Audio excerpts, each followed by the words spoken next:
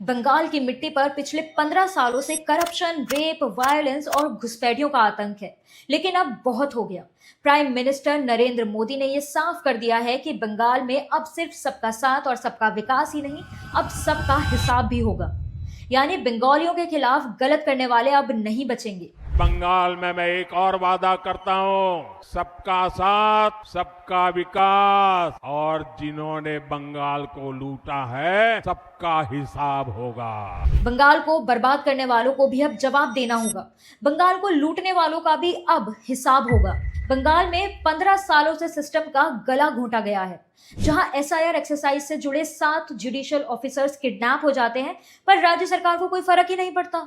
Corruption investigate करने आई ED पर राज्य सरकार खुद ही एफआईआर कर देती है ताकि उनका सच बाहर ना आ सके। शर्म की बात है कि आरजी कर रेप केस में खुद सीएम जिम्मेदारी से भागने के लिए विक्टिम को ही ब्लेम कर देती है।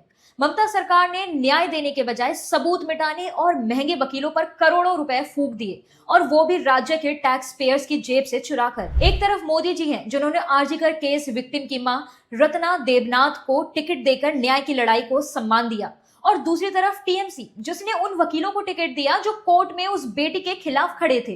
अब हिसाब होगा उस मासूम की तड़प का और टैक्स पेयर के उस एक एक पैसे का जो क्रिमिनल्स को बचाने में खर्च हुए हैं। संदेश काली में जहां जमीन कब्जा हुई, बेहिसाब रेप्स हुए और वायलेंस इतना बढ़ गया कि इन्वेस्टिगेट करने गई ईडी पर ही अटैक हो गया और सीबीआई की प्राइम विटनेस पर जानलेवा हमला किया गया।